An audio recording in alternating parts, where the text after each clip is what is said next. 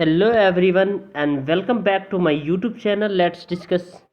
Friends, आज हम discuss करेंगे क्लास 10 सब्जेक्ट सामाजिक विज्ञान, जो कि आज आपका इतिहास है, जिसका वर्कशीट नंबर 69 डिस्कस करेंगे। और यह वर्कशीट आपका 24 दिसंबर 2020 के लिए है। तो बच्चों, आज हम यूरोप में जो राष्ट्रवाद चैप्टर है उसका रिवीजन करेंगे। तो आइए हम एक एक करके प्रॉपर वे में रिवीजन करते हैं, ठीक है। अगर आप हमारे चैनल पे नए हैं तो हमारे चैनल को सब्सक्राइब कर लीजिए और बेल आइकन को प्रेस कर लीजिए ताकि आपको लेटेस्ट नोटिफिकेशन मिलते रहें। ओके, चलिए। तो आपका जो 3 या 5 अंक का प्रश्न है, ठीक है। तो यहाँ से 10 नंबर क्वेश्चन है, आप क्वेश्चन को देख लीजिए। इसके बाद हम सिर्फ जैसे क्वेश्चन नंबर फर्स्ट है, फ्रांसीसी क्रांति ने फ्रांसीसी लोगों में सामूहिक पहचान की भावना किस प्रकार पैदा की। उसके बाद नेपोलियन ने प्रशासनिक क्षेत्र में क्रांतिकारी सिद्धांतों का समावेश किया जिसने पूरी व्यवस्था को अधिक कुशल व तर्कसंगत बना दिया। समीक्षा कीजिए। और थर्ड क्वेश्चन है, यूरोप में राष्ट्र के विचार के निर्माण में संस्कृति ने किस प्रकार की भूमिका निभाई। इसी तरह फोर्थ है, जर्मनी के एकीकरण की प्रक्रिया का वर्णन कीजिए। तो ये सारे क्वेश्चन आप देख पा रहे हैं, 1 to 10 है, ठीक है। इस क्वेश्चन को एक एक करके देख लीजिए, इसके बाद हम इसके सॉल्यूशन पे चलेंगे, राइट। अब देखिए, स्रोत पर आधारित प्रश्न है, तो इसको स्रोत पर आधारित प्रश्न को भी हम पढ़ेंगे। जैसे देखिए, अंसर्ट रेनन कौन था। अंसर्ट रेनन के अनुसार राष्ट्र की मुख्य विचारधारा क्या है और स्वतंत्रता के अस्तित्व के लिए राष्ट्र की क्या भूमिका है, और राष्ट्र को अपने शब्दों में परिभाषित कीजिए। तो आइए इस सभी का आंसर देखते हैं। चलिए, तो ये सामाजिक विज्ञान है, जो कि आपका वर्कशीट नंबर 69 है, और यह वर्कशीट आपका 23 दिसंबर 2020 के लिए है। चलिए, क्वेश्चन नंबर फर्स्ट था आपका, जो फ्रांसीसी क्रांति ने फ्रांसीसी लोगों में सामूहिक पहचान की भावना किस प्रकार पैदा किया। अर्थात सामूहिक पहचान क्या होता है, पहले ये समझिए। जो सामूहिक पहचान, जैसे ब्रदरहुड, जैसे भाईचारे, जैसे कि लोगों में जो एक सामूहिक चेतना, जैसे एकता का हो सकता है, ठीक है। तो आइए, जैसे कि फ्रांसीसी क्रांति ने फ्रांसीसी लोगों में सामूहिक पहचान की भावना निम्नलिखित रूप में पैदा की। पहला, फ्रांसीसी भाषा को राष्ट्र की भाषा घोषित करके। अर्थात हर एक देश के नागरिकों के लिए अगर एक राष्ट्रभाषा होगा, अगर फ्रेंच ही केवल राष्ट्रभाषा होगा तो उसके लिए गर्व की बात है। तो उसने, क्रांतिकारियों ने फ्रांसीसी लोगों को सामूहिक भावना, राष्ट्र की भाषा को घोषित करके किया। दूसरा है, एक समान कानून व्यवस्था को लागू करके।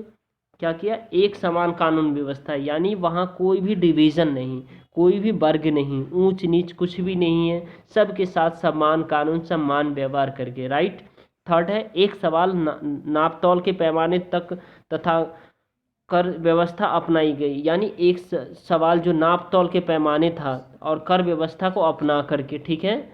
उसके बाद आपका फोर्थ ऑप्शन देख सकते हैं, जैसे कि पितृभूमि और नागरिक जैसे विचारों ने एक संयुक्त समुदाय के विचार पर बल दिया। यानी कि एक संयुक्त समुदाय क्या होता है, मतलब मिलजुल करके जो सरकार होते हैं उसे एक संयुक्त समुदाय कहते हैं। और उन्होंने क्या किया? पितृभूमि और नागरिक जैसे विचारों का क्या किया? बल दिया था, राइट। अब हम नेक्स्ट पॉइंट देख सकते हैं, जैसे फ्रांस में एक नया झंडा अपनाया गया। ये भी आया जब फ्रांस में क्या किया गया, एक नया झंडा को अपनाया गया। सिक्स है, एक समान भार व मान की व्यवस्था की गई। और सेवेंथ है, केंद्रीय प्रशासनिक व्यवस्था के द्वारा, राइट। तो आई होप आपको ये पसंद आ रहा होगा आंसर। चलिए, अब क्वेश्चन नंबर सेकंड देख रहे हैं। नेपोलियन ने प्रशासनिक क्षेत्र में क्रांतिकारी सिद्धांतों का समावेश किया जिसने पूरी व्यवस्था को अधिक कुशल व तर्कसंगत बना दिया। समीक्षा कीजिए। यानी नेपोलियन संहिता के द्वारा किया था। उसके बाद उसने प्रशासनिक व्यवस्था में सुधार करके तर्कसंगत प्रभावी बनाया था। यानी क्वेश्चन ये कह रहा है, जो नेपोलियन ने प्रशासनिक क्षेत्र में जो वहाँ के शासक वर्ग थे, वहाँ के जो मतलब प्रशासनिक, जैसे कि पुलिस आते हैं, जैसे कि वहाँ की जो व्यवस्था होती है, वहाँ का जो सिस्टम होता है, ठीक है, वहाँ के जो लोगों को शासन करने का जो तरीका होता, क्षेत्र में क्रांतिकारी सिद्धांत का समावेश कैसे किया जिसने पूरी व्यवस्था को अधिक कुशल व तर्कसंगत बना दिया। तो उसमें व्यापार में सुधार करके किया, ठीक है। उसके बाद आप देख पा रहे हैं, जैसे कि सामंती व्यवस्था को खत्म किया और जन पर आधारित विशेषाधिकार को भी समाप्त कर दिया, राइट। अब हम क्वेश्चन नंबर थर्ड देख रहे हैं। यूरोप में राष्ट्र के विचार के निर्माण में संस्कृति ने किस प्रकार महत्वपूर्ण भूमिका निभाई। यानी संस्कृति क्या होता है, हमारी बिलीफ होती है, हमारी विश्वास होता है, हमारा ट्रेडिशन होता है, जो हम जिस परंपरा में गुजर रहे होते हैं, और वो परंपरा हमारे इतिहास के जो हमारे जो पूर्वजों से मिलता है, उनसे हम जुड़े होते हैं, वो हमारी संस्कृति होती है। जैसे कि एक इंसान की उसकी ओवरऑल डेवलपमेंट वो क्या दिखाता है, जो उनकी संस्कृति कैसे उसका जो है ना पालन पोषण किया गया उस परिवार के लोगों के द्वारा। ठीक है, अब देखिए, तो यूरोप में राष्ट्र के निर्माण में संस्कृति ने निम्नलिखित भूमिका निभाई है। पहला, यहाँ देख पा रहे हैं, पहला है काव्य के द्वारा, काव्य कहानियों के द्वारा संगीत ने राष्ट्रवादी भावनाओं को विकसित किया है।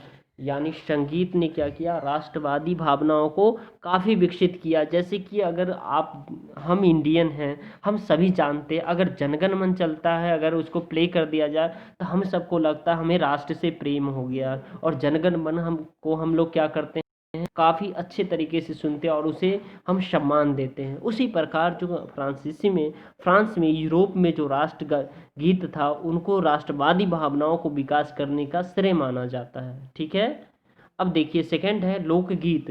लोकगीत यानी लोगों का गीत, ऐसा गीत जिसमें लोगों की भावनाओं को का अटूट बंधन हो, लोगों तक जुड़ पाता हो, और उसकी जो विचारों को उसमें जो है ना क्या किया जाए, निकाला जाता है, उसकी जो विचारों को उसमें जोड़ा जाता है। जन काव्य व लोक नृत्य करके भी, जैसे कि आपने देखा होगा, जो बहुत सारे ऐसे एक्टिविटीज़ होते हैं हमारे समाज में, हमारे सोसाइटी में, हमारे देश में, किस प्रकार से जो 15 अगस्त हो गया, 26 जनवरी हो गया, गांधी जयंती हो गया, इन सब अवसर पे हम लोग क्या करते हैं, यूनाइट होकर के सांस्कृतिक प्रोग्राम करते हैं। उसी तरह जो यूरोप में जो लोकगीत बच्चे गा करके वहाँ के लोगों में इस तरह की राष्ट्रवाद की जो संस्कृति है उसे जो है ना क्या किया, मतलब उसको जोड़ने से में मदद मिलती है राष्ट्रवाद की संस्कृति के द्वारा, और वो राष्ट्र की एकता बनती है। ठीक है, स्थानीय बोलियों व लोक साहित्य पर बल मिला। यानी स्थानीय बोली क्या होता है, जो लोगों में जो स्थानीय बोली, जैसे कि आप देखिए हम लोग सब भारतीय हैं, और भारत में जो है ना 22 भाषा को ही हमारे संविधान में मान्यता है। उसके अलावा सारे हमारे देश में जो भी भाषाएं हैं वो सारी हमारी क्या है, बोली है। ठीक है, तो बोली यानी डायलेक्ट जिसको अंग्रेजी में कहते हैं, तो बोली भी एक क्या होता है, राष्ट्र निर्माण में बहुत बड़ा उसका जो है ना क्या होता है, योगदान होता है। ठीक है, उसके बाद भाषा।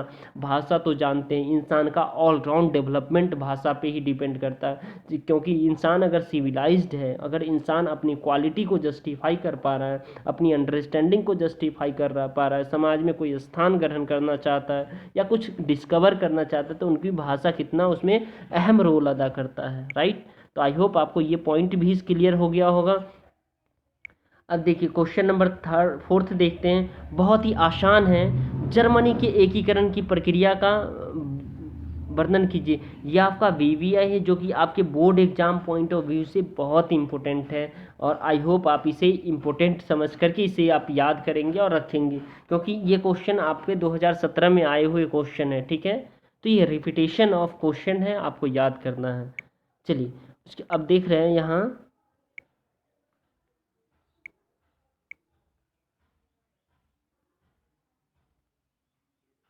देखिए पॉइंट फर्स्ट है, आरंभ विलियम प्रथम के पर्सा के सिंहासन पर आसीन होना। यानी जर्मनी का एकीकरण, यानी एकीकरण का मतलब क्या होता है, पहले आप ये समझिए। एकीकरण होता है जो छोटे छोटे राज्यों में जो बटा हुआ लोग था, छोटे छोटे अलग अलग समुदाय में थे लोग, तो उन लोगों को एक करके देश हित के लिए राष्ट्रवाद की भावना को जागृत करके, राष्ट्रवाद की भावना अर्थात राष्ट्र से प्रेम करके उन सबको एक करना होता है। ठीक है, तो इसी क्रम में जो है ना जर्मनी में एकीकरण हुआ, उसका वर्णन आपको करना कैसे हुआ। ठीक है, जैसे कि आपने इंडिया में देखा होगा, जो आपने सुना भी होगा, जो हमारे सरदार वल्लभ भाई पटेल, जिसको लौह पुरुष के नाम से जानते हैं, वो क्या है, काफ़ी मतलब उन्होंने भारत के छोटे छोटे साम्राज्यों को एक किया, तो भारत का एकीकरण था। राइट, उसी कंटेक्स्ट में देखिए, आरंभ विलियम प्रथम के पर्सा के सिंहासन पर आसीन होना था, और बिस्मार्क द्वारा जर्मन एकीकरण की भूमिका तैयार करना था। बिस्मार्क ने क्या किया, जर्मन एकीकरण की भूमिका तैयार किया था, और वियना कांग्रेस का हुआ। उसके बाद फ्रैंकफर्ट पार्लियामेंट का भी हुआ, जिस बहुत बड़ा योगदान है। एकीकरण में बाधाएं भी आई, जो कि निम्नलिखित है, जैसे कि बिस्मार्क द्वारा ऑस्ट्रिया, फ्रांस आदि पराजित विश्व शक्तियों को तटस्थ करना व एकीकृत जर्मनी का एक राष्ट्र के रूप में उभारना, ये एक क्या था, जर्मनी के एकीकरण की प्रक्रिया थी। इसमें कुछ बाधाएं भी है, उसे भी हम जानते हैं। चलिए, जर्मनी का एकीकरण है, इसमें इतना ही है, ठीक है। चलिए, बाधाएं दूसरे में है, जैसे इटली के एकीकरण। तो आई होप आपको इटली का एकीकरण समझ में आ गया, जो मैंने अभी बताया। जैसे जर्मनी का था, सेम इटली का एकीकरण है। एकीकरण का जो अर्थ होता है उससे आप कनेक्ट कर पा रहे होंगे। चलिए, एकीकरण की प्रक्रिया कब शुरू हुई थी और इसके अंदर आने वाली क्या क्या बाधाएं थी। तो 1832 यानी 1832 में काबुल जो है ना, सार्डिनिया का प्रधानमंत्री बना। यानी 1852 में काबुल जो है ना क्या हुआ, प्रधानमंत्री बन गया। और फ्रांस से संधि किया, फ्रांस से क्या किया, मित्रता किया। संधि मीन्स क्या होता है, मित्रता करना। और ऑस्ट्रेलिया व 1859 में लुम्बार्डी को राज्य में मिला लिया। यानी लुम्बार्डी एक प्लेस है, जगह है, राज्य, उसको भी क्या किया, अपने राज्य में मिला लिया। यानी छोटे राज्यों को अपने राज्यों में इटली मिला लिया। दूसरा चरण इसका माना जाता है कि मोडेना, टस्कनी, पामो, पार्मा आदि का जनमत संग्रह द्वारा सार्डिनिया में विलय। यानी कि जो मोडेना था, टस्कनी था, पार्मा था, उन वहाँ क्या किया गया, जनता के द्वारा, वहाँ के जो शासक वर्ग थे उन सब ने को मिलकर के वहाँ जनमत संग्रह कराया गया। अर्थात लोगों से पूछा गया, आप जर्मनी के साथ मिलना चाहते हैं या नहीं मिलना चाहते। तो अधिकतर लोगों ने क्या किया, जर्मनी के साथ रहने के लिए हाँ भर दिया। तो इसीलिए उसका विलय किसमें, जर्मनी में हो गया। तो ये जर्मनी का एकीकरण है, ठीक है। तीसरा चरण माना जाता है 1860 यानी 1860 में गैरीबाल्टी द्वारा सिसिली व नेपलस पर विजय हुआ। 1860 में जो है ना, गैरीबाल्टी ने सिसिली और नेपलस पर विजय प्राप्त किया, ठीक है। उसके बाद नेक्स्ट पॉइंट आप देख पा रहे हैं, जैसे चतुर्थ चरण वेनेशिया व रोम पर अधिकार हुआ। और 1871 में पोप से समझौता व एकीकृत इटली का उदय हुआ। तो इस प्रकार आप देख पा रहे हैं जो इटली का उदय हुआ, ठीक है। अब देखिए, जर्मनी के इटली के एकीकरण में जो बाधाएं थी वो क्या थी, चलिए इसे हम देखते हैं। ये देखिए, यहाँ फर्स्ट बाधाएं क्या थी, जैसे राजनीतिक विखंडन का लंबा इतिहास है। यानी एकीकरण में जो बाधाएं थी, बहुत बड़ा इतिहास माना जाता है, ठीक है। उसका दूसरा है विदेशी शक्तियों का आधिपत्य। यानी जो जर्मनी के एकीकरण था, ठीक है, क्या है, जर्मनी का जो एकीकरण है इस पे जो है ना क्या है, सॉरी इटली, मैं जर्मनी बोल देता हूँ, इटली है, ठीक है। उसमें विदेशी शक्तियों का जो अधिक से अधिक अधिकार था, पोप का शासन था, और वियना कांग्रेस। उसके बाद अनुदारवादी शासक था। अनुदारवादी और उदारवादी होता, उदारवादी होता जो देश हित में सोचता, अनुदारवादी जो देश हित में नहीं सोचता है, ठीक है। अब देखिए, उसके बाद क्वेश्चन नंबर 6 हम डिस्कस करेंगे। ब्रिटेन में राष्ट्र राज्य का निर्माण एक लंबी प्रक्रिया का परिणाम था, चर्चा कीजिए। यानी ब्रिटेन है, उसमें राष्ट्र निर्माण का एक लंबी प्रक्रिया कैसे, चलिए यहाँ देख पा रहे हैं, जैसे कि आप, यह किसी उथल पुथल या क्रांति का नहीं, एक लंबी चलने वाली प्रक्रिया का नतीजा था राष्ट्र निर्माण। क्योंकि पहले नृजातीय पहचान, राष्ट्र की अहमियत व सत्ता में वृद्धि। उसके बाद आप देख पा रहे हैं, जैसे 1688 में राजतंत्र से संसद द्वारा ताकत छीना जाना। यानी संसद से जो 1688 में ताकत कम कर दिया गया संसद की। और 1707 में यूनाइटेड किंगडम ऑफ ब्रिटेन का गठन हुआ। यानी यूनाइटेड किंगडम जो कहते हैं ना, इसी का 1707 में जो है ना क्या हुआ, इसका गठन हुआ। उसके बाद आप देख पा रहे हैं, जैसे कि स्कॉटलैंड पर प्रभुत्व, स्कॉटलैंड पे शासन किया। और आयरलैंड को 1801 में बलपूर्वक यूनाइटेड किंगडम में शामिल किया गया। और नए ब्रिटिश राष्ट्र का निर्माण और आंग्ला संस्कृति का हुआ। और नए ब्रिटिश राष्ट्र का निर्माण हो गया और आंग्ला संस्कृति का दबदबा हो गया। उसमें जो क्या हुआ, आंगल संस्कृति का जो दबदबा, यानी ये लोग अधिक मात्रा में थे वहाँ। उसके बाद नेक्स्ट पॉइंट आप देखिए, राष्ट्र के प्रतीक झंडा व राष्ट्रगान को बढ़ावा, यानी वहाँ ब्रिटेन का जब निर्माण हुआ तो उसमें राष्ट्र प्रतीक चुना गया और राष्ट्रगान को काफ़ी बढ़ावा दिया गया। पुराने राष्ट्र मात्र सहयोगी के रूप में रह गए। राइट। अब देखिए क्वेश्चन नंबर अब 7 है जो कि मोस्ट इम्पोर्टेंट है। देखिए, यूरोप में राष्ट्रवाद के उत्थान के लिए कौन से कारण उत्तरदायी थे? यूरोप में राष्ट्रवाद के उत्थान के लिए निम्नलिखित कारण उत्तरदायी थे। चलिए, पहला है पॉइंट, राष्ट्र का उदय। क्या है? राष्ट्र का उदय, यानी राष्ट्र का उदय ये सबसे बड़ा कारण था। दूसरा है लोकतंत्र के सिद्धांत को अपनाया गया यूरोप में, क्योंकि वहाँ राष्ट्रवाद की भावना तब आई ना जब लोगों में यूनिटी आई, लोगों को अधिकार मिला, लोगों को सम्मान मिला, महिलाओं को अपने अधिकार के को जो है ना आवाज़ उठाने की जो साहस हुई। ठीक है। उसके बाद सामाजिक, राजनीतिक, आर्थिक समानता पर बल और अन्य राष्ट्रों में मानवीय अधिकारों की मांग हुई और अंकुश राज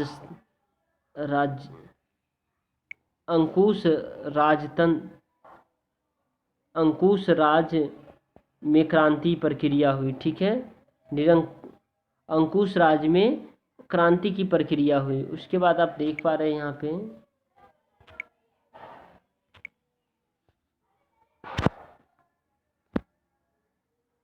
देखिए क्वेश्चन नंबर नेक्स्ट है, 1804 की नागरिकता संहिता के प्रावधानों का उल्लेख कीजिए। यानी 1804 में जो नागरिक संहिता का प्रावधान था उसके बारे में लिखना। तो जन पर आधारित सुविधाओं को समाप्त कर दिया था, संपत्ति के अधिकार की बहाली की गई थी और जमींदार व सामंती व्यवस्था की समाप्ति और यातायात तथा संचार व्यवस्था में सुधार और मानक नाप तौल के पैमाने चलाए गए थे। ठीक है। उसके बाद और पॉइंट इसका देख पा रहे हैं, जैसे एक राष्ट्र मुद्रा चलाई गई थी। इस सभी पॉइंट को आपको एक्सप्लेन करना है बच्चों। ठीक है, तब जाकर आपका बेहतरीन आंसर बन सकता है। क्वेश्चन नंबर 9 है, 1830 का दशक यूरोप के लिए आर्थिक मुसीबतों को लाने वाला था। तर्क सहित यानी क्या है यहाँ पे? आप तर्क लिखिएगा दोस्तों, तर्क सहित कथन की व्याख्या कीजिए। ठीक है, तर्क सहित कथन की व्याख्या कीजिए। देखिए, ये तर्क सहित कथन की व्याख्या करना है। राइट। अब 1830 के दशक में यूरोप की जनसंख्या में तेजी से वृद्धि हुई।